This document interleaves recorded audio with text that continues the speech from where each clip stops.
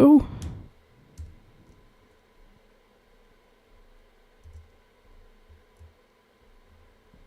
Recording in progress.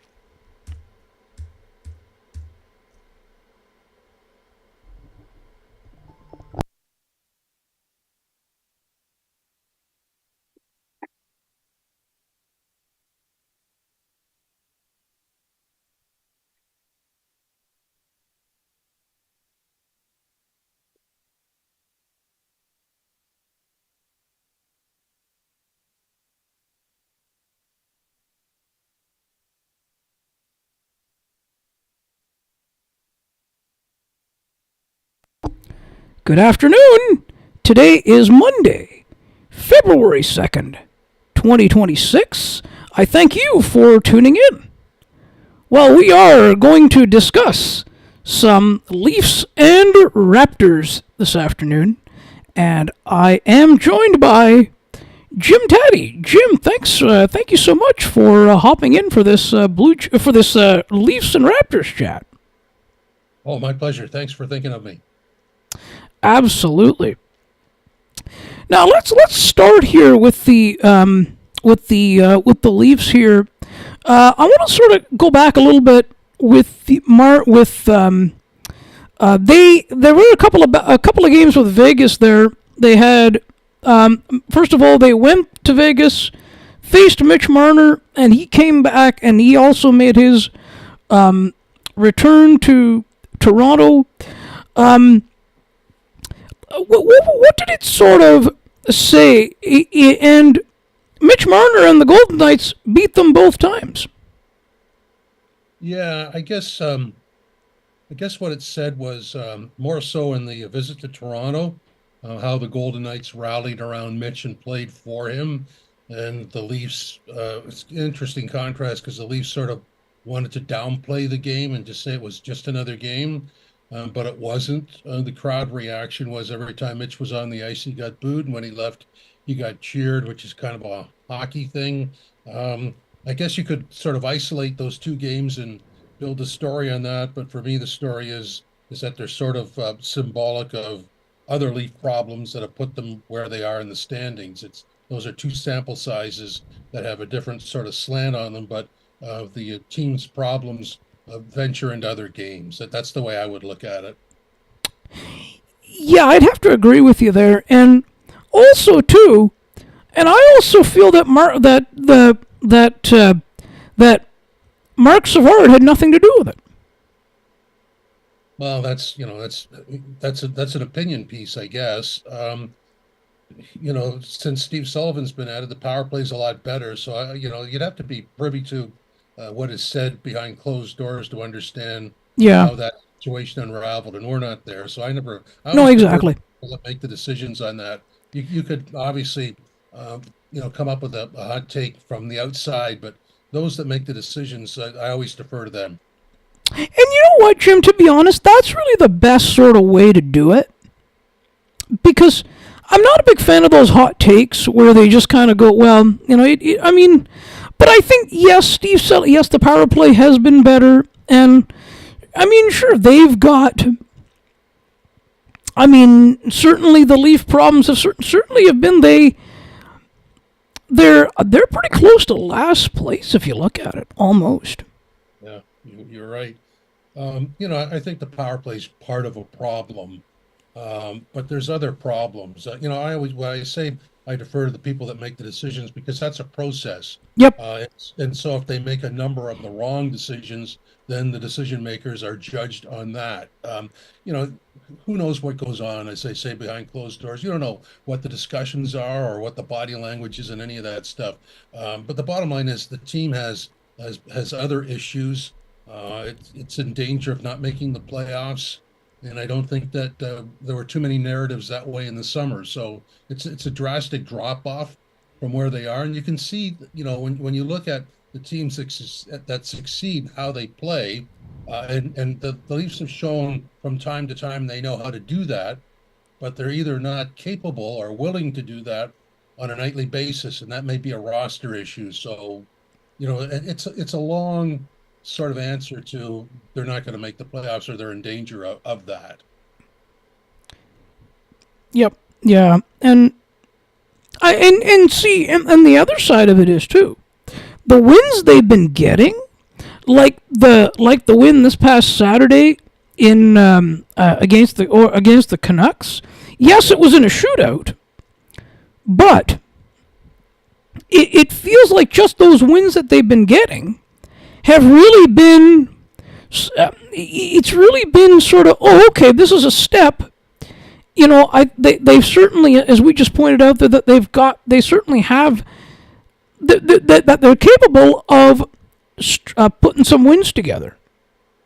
Yeah, I think it's you're looking for that moment that tells you it's going to be okay, or that game or that performance that it's going to right itself. I don't know that there is if that's very true or not, because I don't think that there's a moment. You just have to keep playing a certain way, which means you have to be physical. You have to win along the boards. You have to be defensively responsible. You need the goaltending. There's a whole bunch. Your special teams have to be really good. There's a lot of elements there that sporadically show up. And I would suggest to you that any team that's outside the playoffs would have the same description. Yep. Yeah. And yeah, no, it. I mean, they've. I mean, now, yes. I mean, they've got the 2 weeks. The 2 week Olympic. I think it's a 2 week Olympic break coming up, which. And I mean, it will certainly be a chance for them to reset a little bit. Yeah. So that's, that break is, I'm just going to get up my schedule here. Their last Please do. game is tomorrow night in Edmonton, and their next game after that is February 25th in Tampa. So that is, it's like 21 days. Obviously, they practice beforehand. But the big question is, and we've seen it in the past when the Leafs weren't good, that when they came out of those breaks, they just disintegrated. Now, I'm not saying that they're going to have problems, but it's going to be an interesting look across the league to see who does well after that break. And some of these teams have a lot of players involved in the Olympics. And, the Olympics has a different sort of special tone to it than even the Four Nations Cup or all those other things that we've had in the past. So everybody has to be healthy, because there's a lot of games crammed into the end of the schedule, and then you've got 4 rounds of playoffs. So it's going to be an interesting study for sure. Yeah. Yeah, and I have to be honest. I'm looking forward to the Leafs returning to action after that Olympic break. I know it hasn't started, but I would agree with you. Look, their games after the Olympic break are in Tampa, the next night in Florida. So that's Wednesday, Thursday, then Saturday at home to Ottawa. Those are 3 pretty big hockey games. yeah. Yeah, no, I mean, I mean, certainly, yes. I mean, now you've got, I mean, certainly, think it'll be a chance to maybe give the Raptors a little bit of a couple of weeks there while the Leafs are off, I guess. Well, the Raptors have their own NBA All-Star break that happens Yep. from February 12th until, I guess, the 17th. They're doing well. The Raptors have the trade deadline this week of Thursday, so we'll see. They need outside shooting, which may be harder to obtain, and they need to know Pirtle's health. And if he's not healthy, they'll need to bring in a big somewhere along the line. Or, because they've made big strides this year, maybe they feel they'll just let it ride out. I mean, I don't know how far you want to improve in one season. I don't know. Well, Thursday will tell you exactly what the management thinks, or what their agenda is for this season. Yeah, I mean, they have to keep Bi though. Oh, they're not trading him. Yeah. Absolutely not. He's a key factor. He'll do things at the key moment of the game, and you just watch him and you go, well, that guy he's really a really good ball player, and he looks after his business, and he helps the team, which means everybody else doesn't have to sort of overcompensate. You can watch them play now and imagine where they would be without him. It wouldn't be very good. No, and I think too where I mean, it's been nice to see the Raptors doing as well as they have this year. Um, Considering the seasons they had last year and a couple of years ago. Yeah, I would agree with that, but there was um, some sense to it. Here's what I'm going to tell you. I'm going to throw this theory out here now, which would frustrate Maple Leaf fans, if you want to go back to 2013, so that's exactly 13 years. 13, let's go back 12 to 13 years and find out that both those franchises are not in great shape. And what did the Raptors do? They brought in Masai Ujiri. He made some big trades. He got them in the playoffs. They had limited playoff success. They kept running into a brick wall. And then it was understood that they had to do something drastic to get playoff success. After 4 or 5 years it was obvious that something had to change. So what he did was he fired his head coach, who was the coach of the year.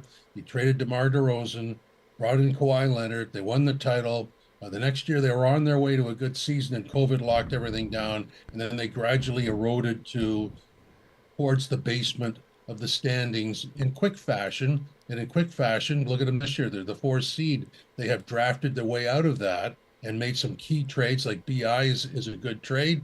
There's many RJ and quickly is a good trade. And so they've been able to reposition themselves. If you watch that 12-year arc, you go from nothing to championship. No, let's do it properly. You go from nothing, stumbling in the playoffs, to championship, down and back up. What's the Leaf arc like? It goes like this: from nothing to making the playoffs, flat line, right across, and now down.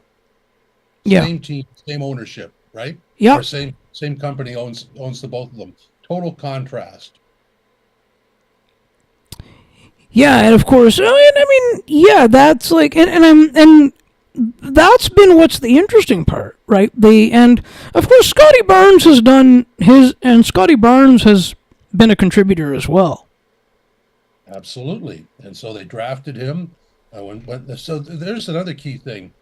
If you look at the difference between the Leafs and the Raptors, the Leafs have traded so many draft picks away and have tried so again, get this. They're running into a brick wall in the playoffs like the Raptors did, and they keep adding patchwork replacements at the deadline. First round picking somebody for somebody else. Sometimes the somebody else didn't stay. Sometimes they did, but they paid a high price. They did that year after year after year to the point where they don't have a lot of draft picks left.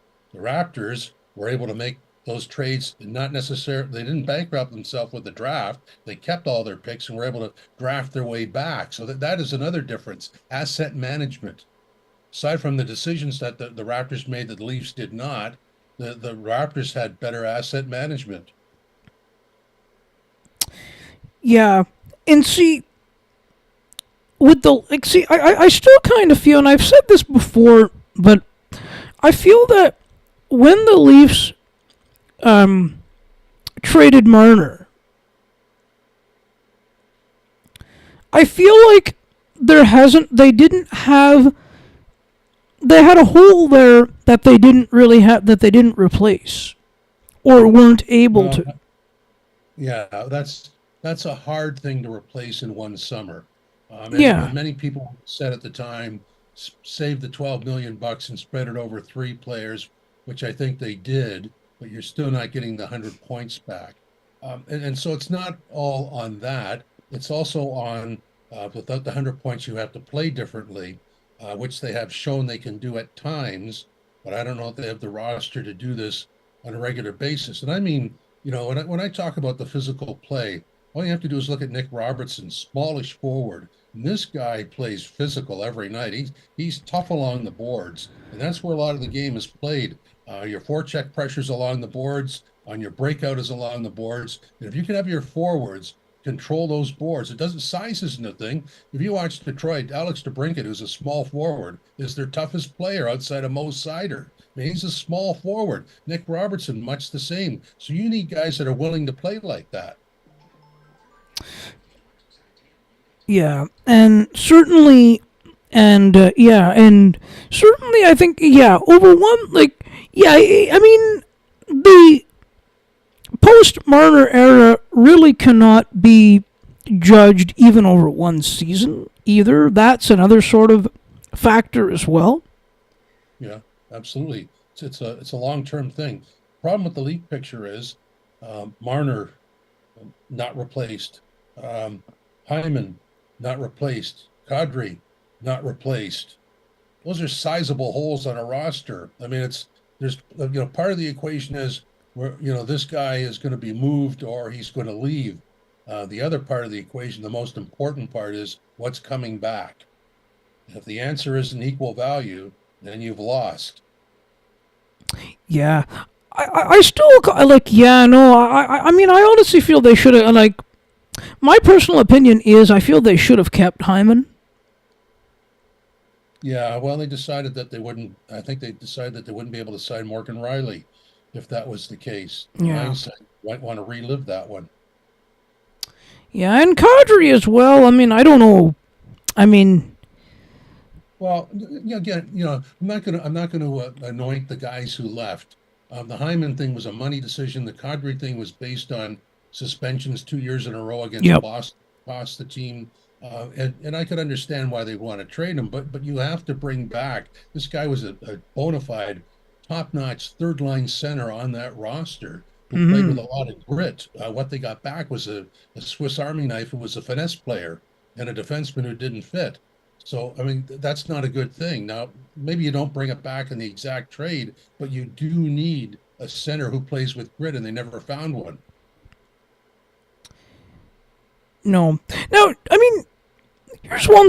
Do you actually, and something that's also bounced in my head, is do you actually see Kadri returning to Toronto? I don't, but then again, I don't know. I would say if the team was in a better position, they've got more work to do than just adding a third line center here. They need tougher, consistent wingers. The blue line, which was flawless last year, needs some work. They have a glut of goaltenders now, so they could trade one. It's going to be interesting to see what they do at the NHL trade deadline, which is early in March. Again, depends on. I think there's 6 games before then because of the Olympic break, or 5 games. So it'll depend on where they are in the standings, but they've got some people they could move out the door and bring back some assets. So it's sort of in a position they haven't been in a long time. Hmm. Yeah, I mean, no, and it's not, and certainly it isn't the answer. But I mean, I mean, and I mean, we were talking about Marner there a while ago. Marner and like they're both, they're both Ontario guys, right? So I mean, I think there is something there that I don't know. I don't know, maybe they'll want to finish their careers as Leafs. Could Or be. I don't know. Yeah, could be. I think there's a lot of things that are written about the marketplace. Hmm. I actually think the media isn't as tough as people think. I just think there's more media than you get in most markets. Not that Yes. it's not really mean spirited. There's always an edge. There's always a right side and a left side to every equation. But I think that last year is a good example of when the team was winning during the regular season. Nobody had anything to say about John Tavares not wearing the C or Mitch Marner, whether he was going to be around or not, because the team played was really good until game 5 and game 7 against Florida. And then, of course, because of the long Stanley Cup drought, when the team doesn't perform well as it's not doing now, people get upset because they want it to win. I think that's the end of it. But there's so much media around that, of course, it's talked about. We like to call that passion. Yep. Yeah, that's another. Yep. That's another side of it. In Toronto, that's another side of it. Like also too, they also want to be on like they also would want to be on winning teams too. So I don't think that would matter to them. The whole finishing in Toronto or Ottawa or wherever or even or on a Canadian team, even unless they got the value. Yeah, well, I guess it's a storyline. I don't know how deep the storyline goes, but Yeah. they've got some work to do. I think that's the bottom line on it. No, exactly. Yep. Yeah. And it'll also see now the trade debt like I'm interested to see what the Leafs do at the NHL trade deadline. Whether they are sellers or what they end up doing. Yeah, well, I think most people assume at this point they'll be selling, but Hmm. And you've got some UFA contracts that are up that you could spin and trade them, and they could actually come back and sign with you. I'm just going to look at their list and go through some of this. So let me work my phone here.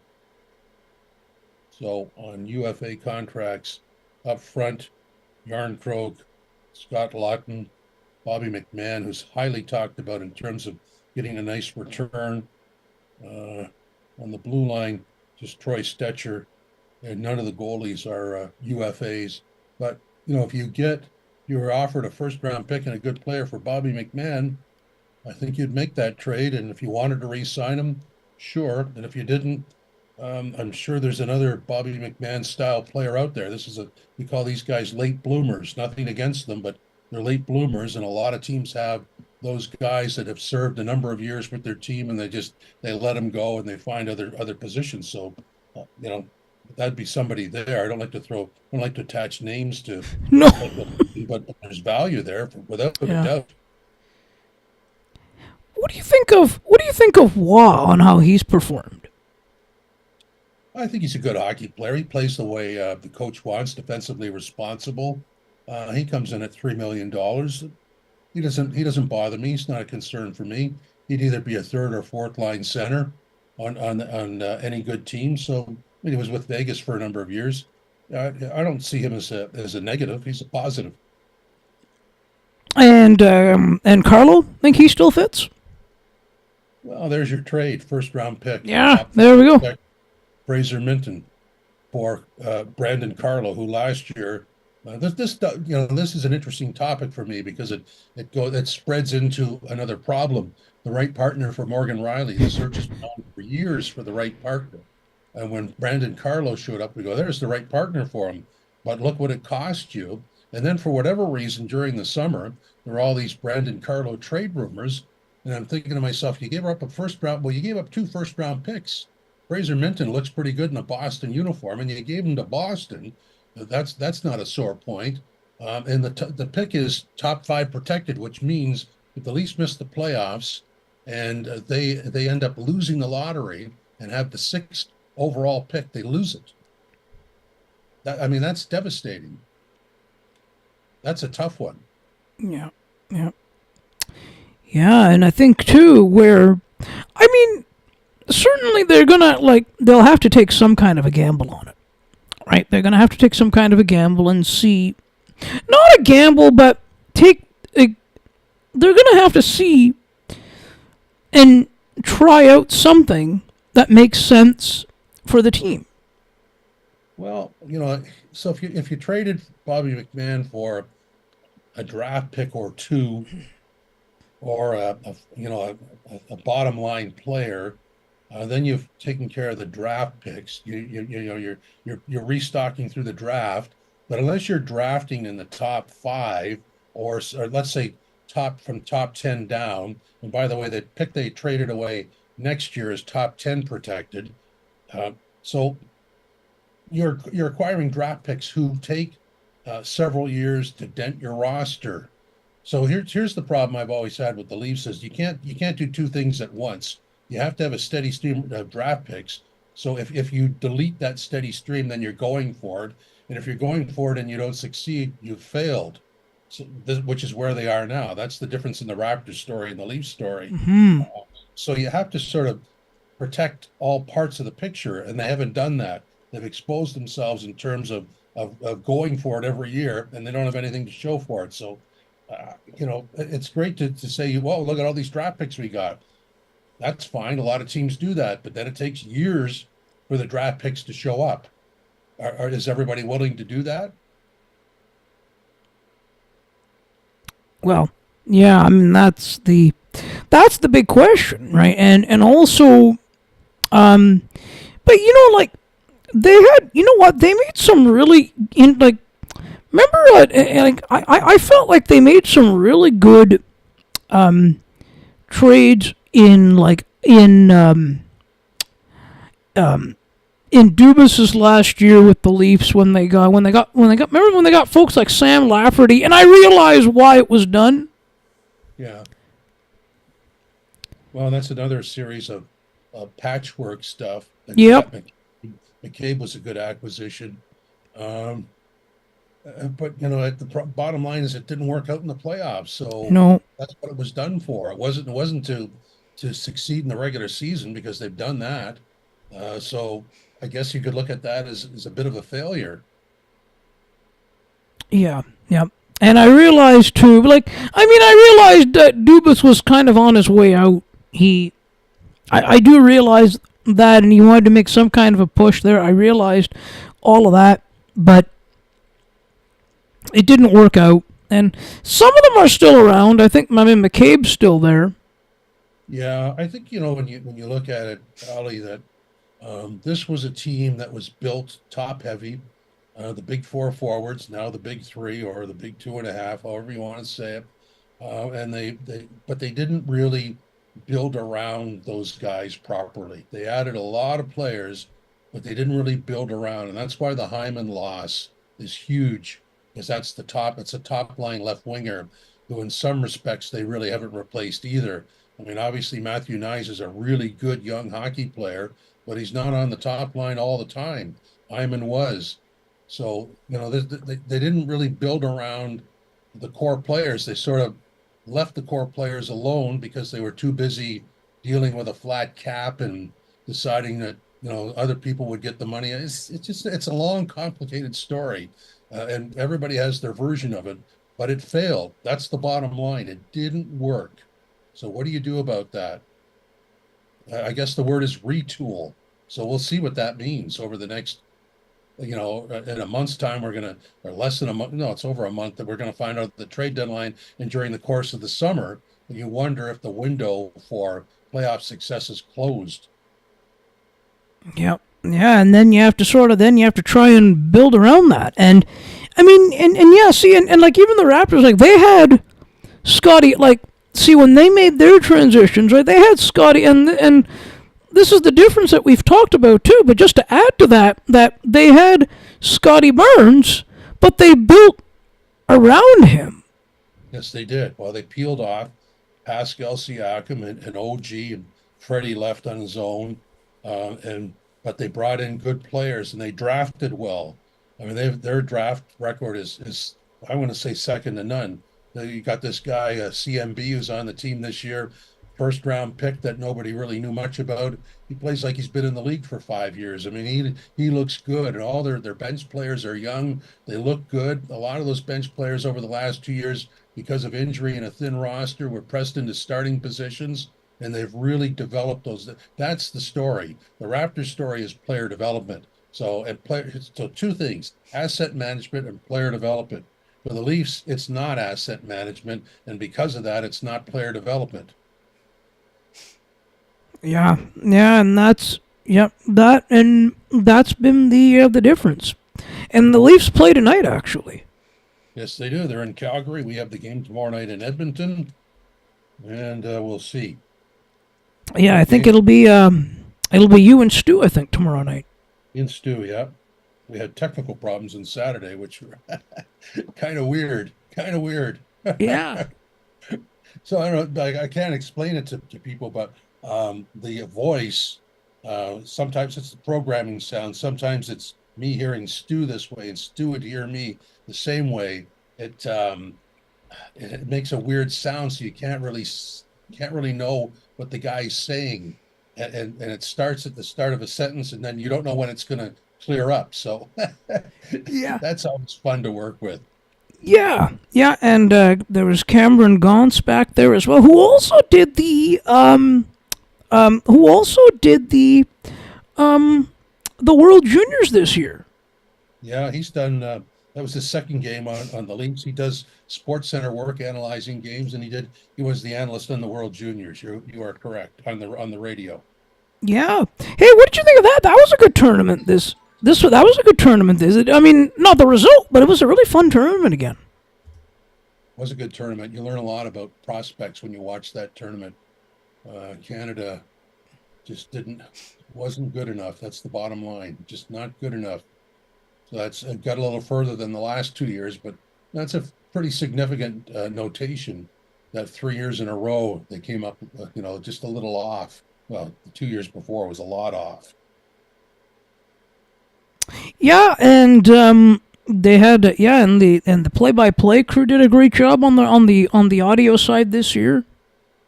Yeah, on the radio it was Matt Cullen and David Bowen. Yeah. Bowensies. Yeah, he did a good job. Oh, he did. Yep. Yeah, Yep. Matt Cullen was good too, and yeah, and there have been I've always enjoyed I always have fun with those tournament that checking that stuff out they're and just enjoying the enjoying the broadcast. That's what it is for me. Enjoying the games, enjoying the teams, and also enjoying the broadcast. Oh, I like it. It's reminds me of when I used to do auto racing. It's what is it, 10 days long, and there's something that happens every day, and then it's over. It happens pretty fast. Yeah, yeah, and with there's always a lot. Like there's always a lot to sort of. Yeah, Easton Cowan for the Leafs has been up and down, hasn't he?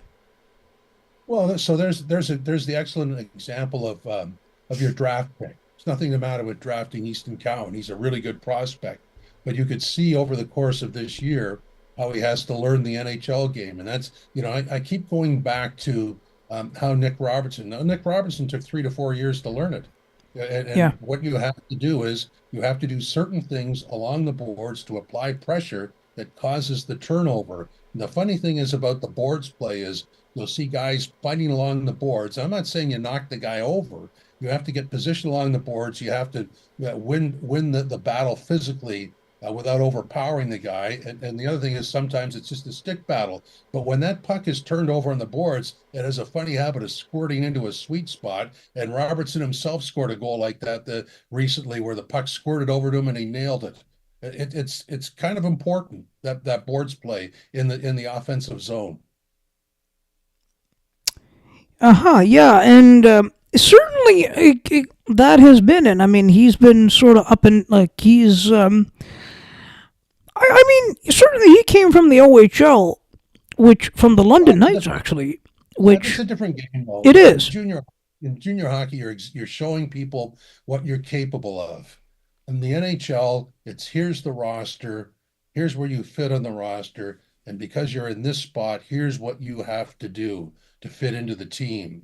Now, there have been many junior hockey players over the years. Darcy Tucker's a good example, where they had great totals, but they had to play a different way, or at least more physically. I'm not saying he was light in junior because he wasn't, but he had to use more physical play in the NHL and accept that he wasn't going to score 50 goals. There's a lot of people like that. You'll find some of the best third liners in NHL history had really good junior totals, but they understood that on the team they were on, they had to play defensively sound and physical hockey, and the goals would show up whenever they did. That's just something you have to buy into. Now there are juniors that have good offensive totals that don't buy in and they don't last long. They're out. They'll bounce from team to team. 3 teams later, they're playing in Europe. Yeah. Yep. That's kind of it. Like that's where it kind of yeah, and yeah. I mean, it is certainly a different brand of hockey. I mean, the OHL certainly has become a professional league of its own too. If you look at it. Yeah, look, I'm not saying that junior hockey's light. It's just that the NHL is way more intense. Exactly. Yeah. There's much more at stake, and it's a little more specific. That's all. It's just let's put it this way. It is what it is. It's a grown-up version of what happens in junior hockey, right? Yep. Yeah. I certainly I certainly enjoy the NHL and yeah, and certainly and that's one of the other reasons I like the World Junior Hockey Championship at Christmas time. I believe it's called the IIHF World Junior Hockey Championship. Yeah, it is. Well, you see them playing for their countries, and the I guess the interesting thing is a lot of those guys are playing in North America. A lot of them are playing in Canada. So when Czechia causes Canada problems, a lot of those guys are playing in the same junior league as the Canadians. So Yep. Yeah, and also like they've got like I mean it's it's I mean, I think it's an under 18, under 19 tournament, I believe. Well, there's an So under 18, there's an under 20. I think under that's 20, how, yeah, under yeah, 20, sorry, yeah, yeah, there which, is an under 18. yeah, That's a which, different tournament. yeah. So that's and I certainly it's yeah, and and it gives them a chance though to play like to it gives them a chance to um a chance to sort of compete, for their country, like first time at that level. Well, a lot of them have played in the under 18, so I mean, they're all it's part of a system. A lot of the Canadian guys are like that. What I like looking at is the guys that aren't drafted, the very young players. I think Canada had two of them, and there was another guy on the Canadian blue line that had been passed over in two straight drafts. So it's always interesting. It just what it does for me is you have all the scouting reports and you get to see firsthand. You look at a guy and you go, okay, I could see that. Or in other players, you go, yeah, I can't see that. But the scouting is year round. We're getting sort of the midway point of the season scouting report that we're seeing. But there's other stuff that happens after that. Certainly, the Memorial Cup is a chance to upgrade or downgrade your status. It's interesting because I've watched junior hockey all my life, and there's some players that just transition as they go on to other leagues very well, and others that don't. But I guess that's you'd say that about a lot of things. Yeah, yeah. Speaking of the Memorial Cup, I would love to. I think I don't know. I'm not a fan of how they do. I wish they did it like NHL style a little bit, where you have the 7 games. Yeah, Um, yeah, yeah, I'd like see, instead of having it, see, because how it works now is they have the OHL, the W and the WHL, yeah. and the, I think it's the QMJHL, whatever the Quebec Junior League is called. Maritimes, Quebec Maritimes. Yeah, they've got and they have like it's like a week long tournament. I think it's got like comprised of 6 teams or whatever, and that, Well, the host city gets in. yeah, and that's another thing. The host team, regardless, is always in. Yeah, well, that's hopefully the host team is good. Yeah, well, nothing's perfect, right? But it's got a great record. I like it. So, Oh, you like how they do it? well, it's always been like that. So it's just, yeah, I know what you're saying. But then you'd have 4 teams in there, and then you'd have all these best of 7 things that go on till July. Yeah. Well, actually, I think what I would like to see is kind of them. Each league have each league have their own their own final championship and just do the 7 games. Say that again, because each league does have a series of playoffs. They So do, but I think yeah, no, but and I think, yeah, they do, and I think that be the winner, like that be the champion, and well, that's what happens. The champion advances, right? yeah, The OHL champion gets into the Memorial Cup, and if it's in Ontario, then the host city gets in. yep, yeah, and that's actually not made a lot of sense to me, unless even if it's the host team, I still like to see them kind of go, like, kind of, if they can make it to the, like, kind of make it, you know what I mean? Like, just kind of play the 4 rounds of the OHL of the. It would be nice if the host city was either the league champion or the runner up. Absolutely, I think a lot of times I'd have to go through to find out. Every system has a flaw. So I'm sure sometimes Yeah, it hasn't worked out well, but I think most of the time it does. Otherwise, they would have changed it. yeah, you're right about that. Yeah, I would actually love to see the Memorial Cup. I would have loved to have seen it come back to Kitchener. I really would have. Oh, that's a great rink. That's Maple Leaf Yeah, the Gardens. odd. Yeah, Maple Leaf Gardens Junior. Yeah. Yep. Definitely, and yeah, certainly, and I would have loved to have seen that. Although nowadays, I have to say, although nowadays I pay more attention to the NHL. I mean, but Yeah, I'm with you on that. I like the NHL format. I like I the do too. NBA Yep. format. The NBA playoffs and the NHL playoffs are pretty darn good. Oh yeah, yeah. Yeah, I certainly enjoy them. Yep. And yeah, and hey, the Sabres have been doing quite a little. They've been doing better this year too. I mean, which a little Yeah, better this year. kind of odd. You fire the general manager and the team gets. How does that happen? Yeah, I know. I mean, we're familiar with it in being Leaf, covering the Leafs, but They're unconscious. I never thought they were that bad. I don't know what was like a. I don't know why they stumbled around so many years in a row, but he hasn't done that much in terms of change. But they're playing well. But I guess so. What does that tell you? That the ability between teams isn't that much different. If you could just get everybody focused to play a certain way, you can win. I don't understand why it doesn't happen. Like why some teams just seem to unravel and other teams find the way. Because if you look at the rosters, you go, why is this successful here? Why is it a failure here? It's sometimes it's hard for me to understand that. Of course, if you watch how they play, it's pretty easy. You go, well, they're doing everything right. When you lose, you're not competing.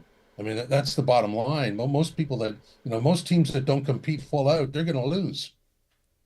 oh yeah, yeah, yeah, sure, yeah, and yep, and yeah, yeah, the Bobby McMahon thing. That's going to be. I'm interested to see what happens for him. Whether he gets traded for the Leafs. So it'll be nice to get. It'll be once we have some clarity on that one. Looking forward to breaking all the trades down. Yeah, oh no, it'll be interesting. He's a UFA, so then you have to ask the question, what's his market value if you're the Leaf general manager, and do you want to pay that, or do you just, do you want to trade him and try and re-sign him, or do you want to trade him and not re-sign him and get whatever you get back? From all the reports, it's a pretty high demand for him, so you have to do what you have to do. Yeah, yeah, and